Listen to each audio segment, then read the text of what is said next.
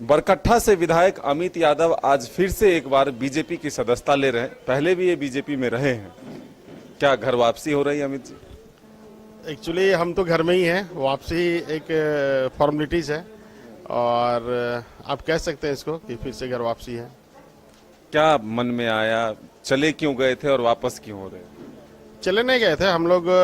राजनीतिक परिदृश्य ऐसा बना झारखंड में कि 19 में हम लोगों को टिकट नहीं मिला।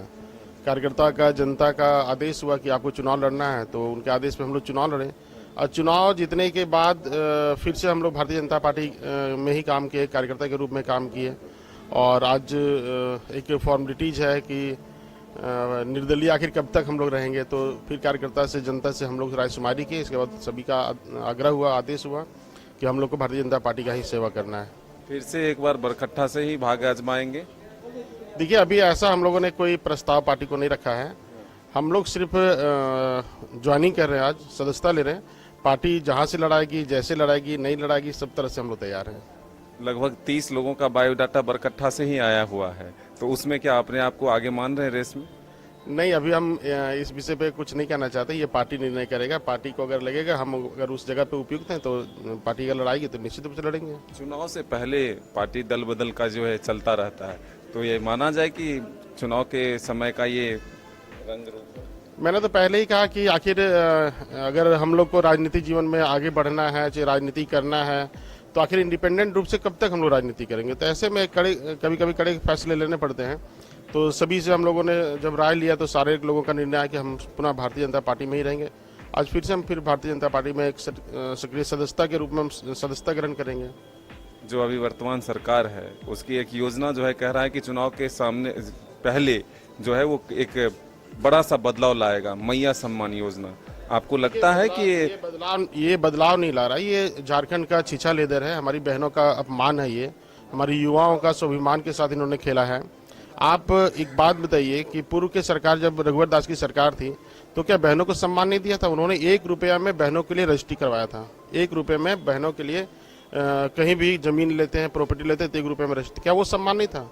जैसे ही हेमंत सोरेन की सरकार बनी, सबसे पहले उन्होंने इसी को बंद किया, तो वो सम्मान ठेस नहीं पहुंचा।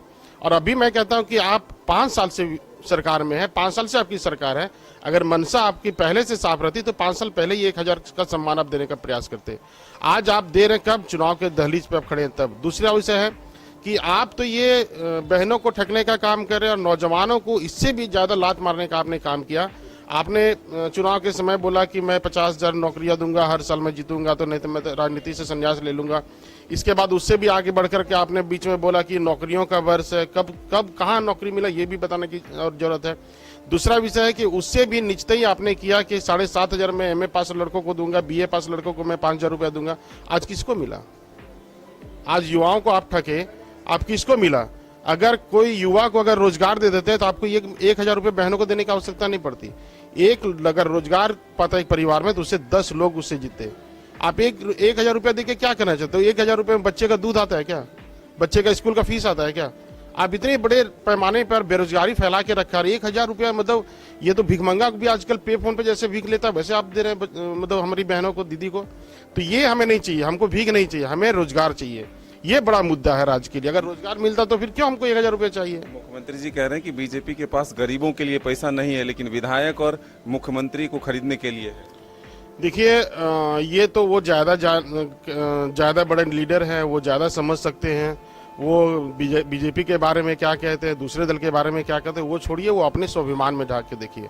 उनके पार्टी में ऐसे कोई भी लीडर नहीं है जो मुख्यमंत्री का उम्मीदवार हो सकता है, उनके और उनकी पत्नी को छोड़ करके। आज झारखंड में चंपई सोरेन जैसे साधारण परिवार का आंदोलनकारी शिबू सोरेन का मित्र रहा हुआ मुख्यमंत्री, आज उन्होंने उसको इतना अपमानित करके, बेइज्जत करके उसको हटाया। क्या वो उन्हीं का तो दिया हुआ ये सम्मान था? बहनों का जो मैया जो ने लाया था, किनका लाया हुआ था? उन्होंने जमशेदपुर से घोषणा किया था।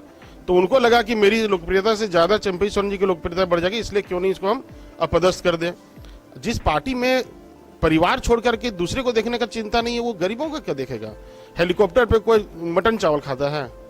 कोई गरीब मुख्यमंत्री मटन चावल खाता है हेलीकॉप्टर? या आजकल वीडियो वायरल हो रहा है, पति पत्नी एक थाली में खा रहे हैं, मटन चावल खा रहे हैं। बताइए, ये कौन गरीब नेता है? कौन गरीब के हित करने वाला नेता है? आज का दिन क्यों चुना गया? प्रधानमंत्री के आगमन से पहले कुछ विशेष है क्या? नहीं, ऐसा कुछ नहीं था। मतलब पार्टी में मुझे तो बार बार बोला जा रहा था तुम्हें ज्वाइनिंग करने की क्या आवश्यकता है, तुम तो पहले से बीजेपी में थे, आज भी हो, और ऐसी कोई आवश्यकता नहीं है। तो लेकिन एक फॉर्मेलिटीज होते हैं, तो फॉर्मेलिटीज के तहत मुझे कल बोला गया कि कल आ जाइए, ज्वाइनिंग किया जाएगा, और बस मैं आ गया, ऐसा कुछ नहीं है। इस बार कमल खिलेगा?